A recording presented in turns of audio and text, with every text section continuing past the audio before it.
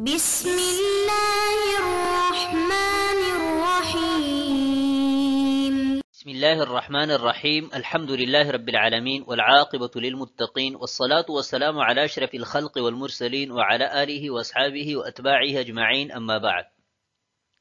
عزیز طلب، آج کتاب الہدایہ جز 40 کا سبق نمبر 143 ہے، اور اس سبق میں ہم انشاءاللہ جنس الکفالۃ لفلان بمال فلان کے متعلق بات کریں گے، اور کتاب کی عبارت فَإِنْ قَالَ تَكَفَّلْتُ عَنْهُ سے لے کر اذا ابرأ الکفیلہ تک ہوگی۔ آتے ہیں سبق کے متعلق اصول کی طرف۔ تو اصل نمبر 1، الثابت بالبینۃ کالثابت بالمعاینہ، کہ جو چیز بینہ سے ثابت ہو تو وہ ایسی ہے جیسے کہ معاینہ اور مشاہدہ سے ثابت ہے۔ اصل نمبر 2، انما یصدق الرجل فی الاقرار علی نفسہ دون غیرہ، کہ اقرار میں بندے کی اپنی ذات پر تصدیق کی جاتی ہے نہ کہ غیر پر۔ اصل نمبر 3، الضامن یملک المضمون، کہ جو شخص ضامن ہوتا ہے وہ عین مضمون کا مالک ہوتا ہے۔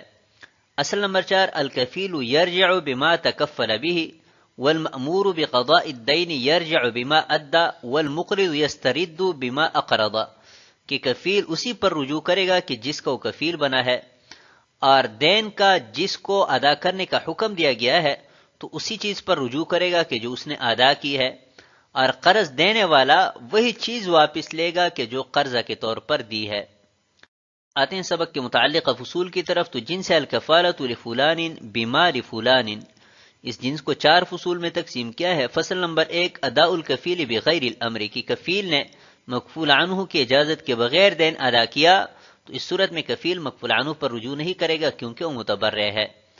اداء الکفیل بالامر، کی کفیل نے مکفول عنہ کی طرف سے مکفول عنہ کے حکم سے مال ادا کیا تو رجوع کرے گا۔ فصل نمبر 3، اداء المامور بقضاء الدین، کہ جس شخص کو قرض کی ادائیگی کا حکم دیا گیا ہے اگر وہ ادائیگی کرتا ہے تو جو ادا کیا ہے اسی پر رجوع کر سکتا ہے۔ فصل نمبر 4، قضاء الدین بغیر الامر،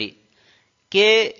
قرض لینے والی کی اجازت کے بغیر کسی نے دین ادا کر دیا تو اس صورت میں چونکہ ادا کرنے والا متبرع ہے لہٰذا وہ قرض لینے والے پر رجوع نہیں کر سکتا۔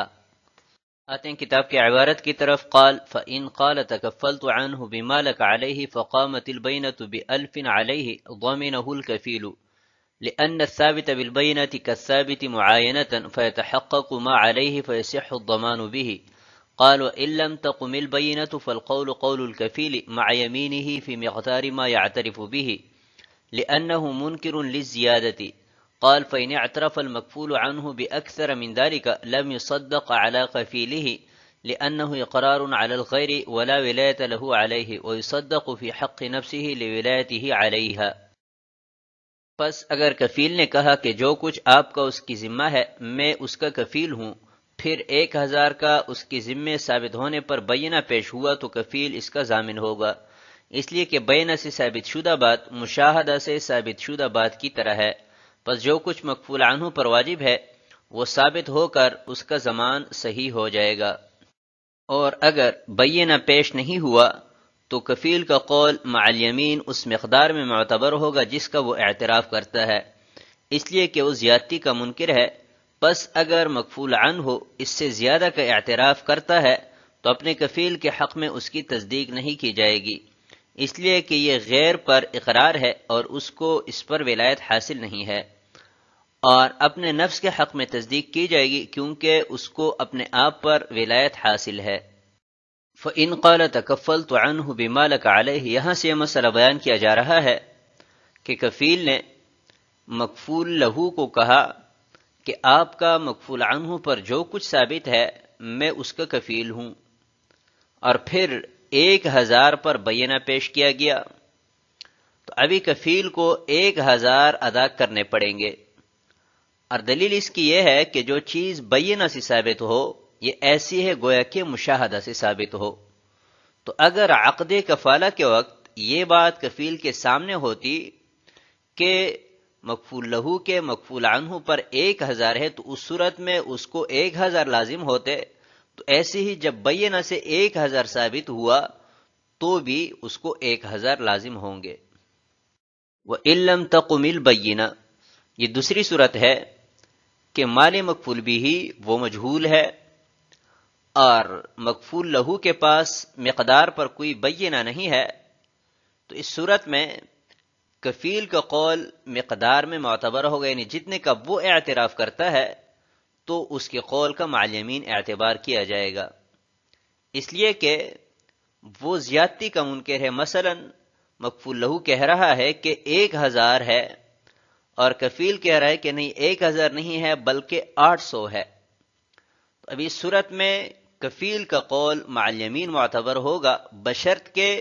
مکفول لہو کے پاس 1000 پر کوئی بینہ نہ ہو۔ فإن اعترف المکفول عنہ بأکثر من ذلك، کفیل اور مکفول لہو کے مابین اختلاف ہے، ایک کہہ رہا ہے کہ 800 ہے، مکفول لہو کہہ رہا ہے کہ نہیں بلکہ 1000 ہے، تو مکفول عنہ سے پوچھا گیا کہ آپ کیا کہتے ہیں کہ مکفول لہو کے آپ کی ذمہ کتنا قرض ہے، تو اس نے کہا کہ 1000 ہے۔ تو ابھی یہ 1000 کا قول یہ کفیل پر حجت نہیں ہے، کیونکہ اس میں کفیل پر زیادتی کا اقرار ہے اور اقرار حجت قاصرہ ہے، لہذا اس شخص پر کہ جس پر اس کو ولایت حاصل نہیں ہے اس کے ذمہ اس اقرار کی وجہ سے کوئی چیز ثابت نہیں ہوگی۔ البتہ اپنے آپ پر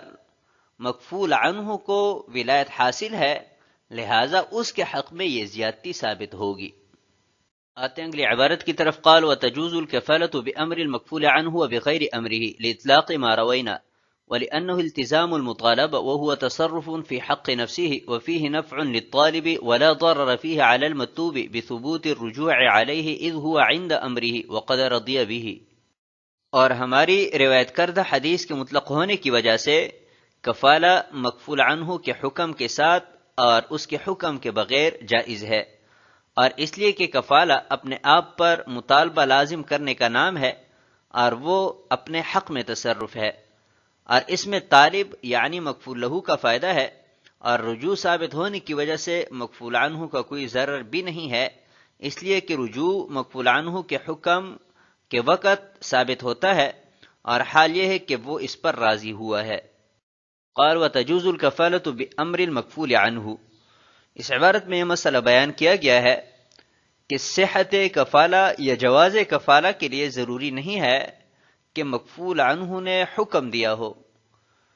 اگر اس نے حکم نہیں دیا ہے اور کفیل نے اپنے آپ پر مطالبہ کا التزام کیا تو اس صورت میں بھی کفالت درست ہے۔ تو اس پر صاحب ہدایہ نے 2 دلیلیں ذکر فرمائی ہے۔ پہلی دلیل یہ ہے کہ جو روایت ہم پہلے بیان کر چکے ہیں کہ الزعیم غارم وہ مطلق ہے، اس میں حکم اور بغیر حکم کی کوئی تفصیل نہیں ہے، لہذا بہر 2 صورت کفالہ جائز ہوگا۔ وَلِأَنَّهُ التزام المطالبہ، یہ دوسری دلیل ہے کہ کفالہ نام ہے اپنے آپ پر مطالبہ لازم کرنے کا، اور اپنے آپ پر کسی کا مطالبہ لازم کرنا یہ اپنی ذات کے حق میں تصرف ہے، اور ہر کوئی اپنی ذات کے حق میں تصرف کا مجاز ہے، لیکن دیکھنا یہ ہوگا کہ اس تصرف میں کسی غیر کا ضرر تو نہیں ہے۔ تو اس صورت میں ہم نے سوچا کہ کفیل نے عقد کفالہ کو جو قبول کیا ہے اس کی وجہ سے مکفول لہو یا مکفول عنہ کو کوئی ضرر تو نہیں پہنچ رہا، تو غور و فکر کے بعد ہمیں معلوم ہوا کہ مکفول لہو کا تو کوئی ضرر نہیں ہے، کیونکہ پہلے اس کو صرف ایک بندے سے مطالبہ کا حق تھا، ابھی 2 بندوں سے وہ مطالبہ کر سکتا ہے۔ اگر مکفول عنہ غائب بھی ہوا تب بھی وہ کفیل سے اپنا قرض وصول کر سکتا ہے۔ اور مکفول عنہ کی طرف جب دیکھا تو بظاہر معلوم ہوا کہ اس کا ضرر ہے، کیونکہ کفیل جب اس کی طرف سے ادائیگی کرے گا تو کفیل اس پر رجوع کرے گا، تو صاحب ہدایہ فرماتے ہیں کہ نہیں، اس کا بھی کوئی ضرر نہیں ہے، کیونکہ کفیل کے عقد کفالہ کو قبول کرنے کی 2 صورتیں ہیں کہ یا تو خود کفیل بنا ہوگا، مکفول عنہ نے نہیں کہا ہوگا، تو اس صورت میں وہ رجوع نہیں کر سکتا، لہٰذا اس صورت میں تو مکفول عنہ کا کوئی ضرر نہیں ہے۔ اور دوسری صورت، اگر مکفول عنہ نے حکم دیا ہے تو اس صورت میں اگرچہ رجوع کر سکتا ہے، لیکن اس رجوع پر وہ راضی ہو چکا ہے، اسی وجہ سے تو کفیل کو اس نے حکم دیا کہ آپ میری طرف سے ادائیگی کریں، لہٰذا اس کا بھی کوئی ضرر نہیں ہے۔ تو کفالہ چاہے امر کے ساتھ ہو چاہے امر کے بغیر ہو، بہر 2 صورت جائز ہے۔ آتے ہیں اگلی عبارت کی طرف، فَإِن كَفَلَ عَنْهُ بِأَمْرِهِ رَجَعَ بِمَا أَدَّى عَلَيْهِ لِأَنَّهُ قَضَى دَيْنَهُ بِأَمْرِهِ وإن كفل بغير أمره لم يرجع بما يؤديه لأنه متبرع بأدائه. وقوله رجع بما أدى معناه إذا أدى ما ضمنه، أما إذا أدى خلافه رجع بما ضمن، لأنه ملك الدين بالأداء فنزل منزلة الطالب كما إذا ملكه بالهبة أو بالإرث، وكما إذا ملكه المحتال عليه لما ذكرنا في الحوالة، بخلاف المأمور بقضاء الدين حيث يرجع بما أدى لأنه لم يجب عليه شيء حتى يملك الدين بالأداء، وبخلاف ما إذا صالح الكفيل الطالب عن 1000 على 500 لأنه إسقاط فصار كما إذا أبرأ الكفيل. بس اگر وہ اس کے امر سے کفیل بنا ہے تو جو کچھ ادا کیا اس پر رجوع کرے گا، کیونکہ کفیل نے اس کے امر سے دین ادا کیا ہے، اور اگر بغیر امر کے کفیل بنا ہے تو جو کچھ ادا کرے گا اس پر رجوع نہیں کر سکتا، اس لیے کفیل ادا کرنے میں متبرع یعنی احسان کرنے والا ہے۔ اور امام قدوری رحمہ اللہ تعالی کے اس قول کہ رجع بما ادا کا معنی یہ ہے کہ وہ چیز ادا کی ہو کہ جس کا وہ ضامن بنا ہے، لیکن اگر اس کے خلاف ادا کیا تو بقدر مضمون رجوع کرے گا، اس لیے کہ وہ قرض ادا کرنے سے مالک بنا، پس اس کو مکفول لہو کے قائم مقام ٹھہرایا گیا، جیسا کہ وہ ہبہ یا وراثت سے مالک بنا ہو، اور جیسے جب محتال علیہ قرض کا مالک بنا ہو سبب کی وجہ سے کہ جس کو ہم حوالہ میں ذکر کر چکے ہیں،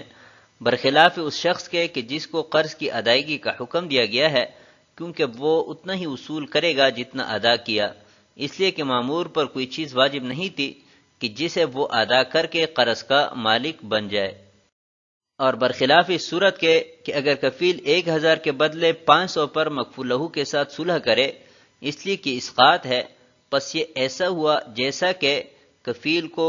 بری کرے۔ فَإِن كَفَرَ عَنْهُ بِأَمْرِهِ، یہاں سے کفیل بننے کی دو صورتیں بیان فرما رہے ہیں کہ اگر کفیل مکفول عنہ کے حکم سے کفیل بنا ہے تو اس صورت میں اگر کفیل ادائیگی کرتا ہے تو وہ مکفول عنہ پر رجوع کر سکتا ہے، اس لیے کہ اس کے حکم سے دین کو ادا کیا ہے، اور اگر خود ہی کفیل بنا ہے مکفول عنہ نے اس سے نہیں کہا تو ادائیگی کی صورت میں وہ مکفول عنہ پر رجوع نہیں کر سکتا، اس لیے کہ اس ادائیگی کرنے میں وہ متبرع ہے، ولا رجوع للمتبرع، اصول میں ہم نے بیان کیا تھا کہ متبرع وہ رجوع نہیں کر سکتا۔ وقوله رجع بما ادى، یہاں سے صاحب ہدایہ امام قدوری رحمہ اللہ تعالی کی اس قول کی وضاحت فرما رہے ہیں کہ رجع بما ادى کا مطلب یہ ہے کہ جب وہ چیز ادا کریں کہ جو مکفول عنہ کی ذمہ ہے، مثلا اس کی ذمہ کھرے دراہم ہے تو کفیل نے بھی کھرے ادا کیے، تو اس صورت میں جو ادائیگی کفیل نے کی ہے اسی پر وہ مکفول عنہ پر رجوع کرے گا۔ لیکن اگر حال یہ ہو کہ مکفول عنہ پر کوٹھے دراہم واجب تھے اور کفیل نے کھرے ادا کیے، تو ابھی کفیل نے جو ادا کی اس پر رجوع نہیں کرے گا بلکہ اس پر رجوع کرے گا کہ جو مکفول عنہ کی ذمہ واجب تھے، یعنی کھوٹے دراہم، لأنہ ملک الدین بالاداء، اور وجہ اس کی یہ ہے کہ جب کفیل نے مکفول لہو کے دین کو ادا کر دیا تو وہ مکفول لہو کے قائم مقام ہوا، یعنی جو چیز مکفول لہو نے مکفول عنہ سے لینی تھی ابھی وہ کفیل لے گا، لہذا مکفول عنہ جس چیز کا مکفول لہو کے لیے ضامن تھا وہی چیز کفیل کو بھی ادائیگی کی صورت میں دے گا، کیونکہ کفیل ابھی مکفول لہو کے قائم مقام ہوا ہے۔ کما اذا ملکہ بالہبۃ و بالارث، یہاں سے صاحب ہدایہ مسئلے کی وضاحت اور تائید کے لیے چند نظائر پیش فرما رہے ہیں۔ تو پہلی نظیر یہ ہے کہ مکفول لہو نے اپنا دین کفیل کو ہبہ کیا، تو جیسے ہبہ کی صورت میں کفیل وہی چیز مکفول عنہ سے وصول کرتا ہے کہ جو مکفول لہو کے لیے واجب تھی، ایسی ہماری اس مسئلہ میں بھی کفیل مکفول عنہ سے وہی چیز لے گا کہ جو مکفول لہو کے لیے واجب تھی۔ او بالارث، اور دوسری نظیر یہ ہے کہ مکفول لہو فوت ہوا اور کفیل اس کا وارث ہے، تو ابھی کفیل وہی چیز مکفول عنہ سے وصول کرے گا کہ جو مکفول لہو مورث کے لیے واجب تھی۔ تو جیسے وراثت کی صورت میں کفیل وہی چیز وصول کرتا ہے کہ جو مکفول لہو کے لیے واجب تھی، اس طرح ہمارے اس مسئلہ میں بھی وہی چیز مکفول عنہ سے وصول کرے گا کہ جو مکفول لہو کے لیے واجب تھی۔ وَكَمَا إِذَا مَلَكَهُ الْمُحْتَالُ عَلَيْهِ، اور جیسے حوالہ کی صورت میں جب محتال علیہ ادائیگی کرتا ہے تو وہ اس دین کا مالک بن جاتا ہے کہ جو محیل کی ذمہ ہے، لہذا محتال علیہ اسی پر رجوع کرتا ہے کہ جس کا محیل ضامن ہے۔ تو جیسے حوالہ کی صورت میں اسی پر رجوع ہوتا ہے کہ جو محیل کی ذمہ ہے، ایسے ہی کفارہ میں بھی اسی پر رجوع ہوگا کہ جو مکفول عنہ کی ذمہ ہے۔ بخلاف المأمور بقضاء الدین، برخلاف اس صورت کے کہ جب کسی کو دین کی ادائیگی کا حکم کیا جائے۔ ایک سوال مقدر کا جواب ہے۔ سوال یہ ہے کہ کفیل مکفول عنہ کی طرف سے جب قرض ادا کرتا ہے تو رجوع اس صورت میں کر سکتا ہے کہ جس صورت میں حکم کیا گیا ہو۔ تو کفیل بھی مأمور بقضاء الدین ہے مکفول عنہ کی طرف سے، اور اسی طرح قرضہ کی صورت میں کسی کو حکم دیا گیا کہ آپ میری طرف سے ادائیگی کریں، تو اس صورت میں بھی قرضہ ادا کرنے والا مأمور بقضاء الدین ہے، لیکن دونوں میں بظاہر ہمیں فرق نظر آتا ہے کہ کفیل اسی چیز پر رجوع کر سکتا ہے کہ جو مکفول عنہ کی ذمہ ہے، اور مأمور بقضاء الدین اسی چیز پر رجوع کرتا ہے کہ جو اس نے ادا کیا ہے۔ تو ان دونوں میں وجہ فرق کیا ہے؟ تو ان دونوں میں صاحب ہدایہ نے فرمایا کہ فرق یہ ہے کہ مأمور بقضاء الدین کے ذمہ کچھ بھی نہیں ہے، بلکہ وہ اپنی خوشی سے ادائیگی کرتا ہے، لہٰذا وہ ادا کرنے کی وجہ سے دین کا مالک بھی نہیں ہوگا۔ تو جب مالک نہیں بنا تو اس چیز پر رجوع کرے گا کہ جو اس نے ادا کیا ہے، برخلاف کفیل کے کہ اس نے کفالہ کی وجہ سے دین کی ادائیگی کو اپنے ذمہ واجب کیا ہے، تو دین کے ادا کرنے کی وجہ سے وہ دین کا مالک بن جائے گا۔ تو جب مالک بنا تو اسی پر رجوع کرے گا کہ جو مکفول عنہ کی ذمہ ہے۔ وبخلاف ما اذا صالح الکفیل الطالب، اور برخلاف اس صورت کے کہ جب کفیل طالب یعنی مکفول لہو سے صلح کرے کم پر، مثلا 1000 روپے قرض تھا اور اس نے 500 پر صلح کی، تو اس صورت میں کفیل نے جتنا ادا کیا ہے اسی پر رجوع کرے گا، کیونکہ اسقاط ہے، یعنی 1000 لازم تھے تو مکفول لہو نے 500 ساقط کر دیے تھے، 500 مکفول عنہ سے ساقط ہوں گے۔ تو اب کفیل جتنے ادا کرے گا یعنی 500 ادا کرے گا، تو اسی 500 پر وہ مکفول عنہ پر رجوع کر لے گا۔ تو آج کے سبق کو ہم اسی پر ختم کرتے ہیں۔ والسلام علیکم ورحمۃ اللہ وبرکاتہ۔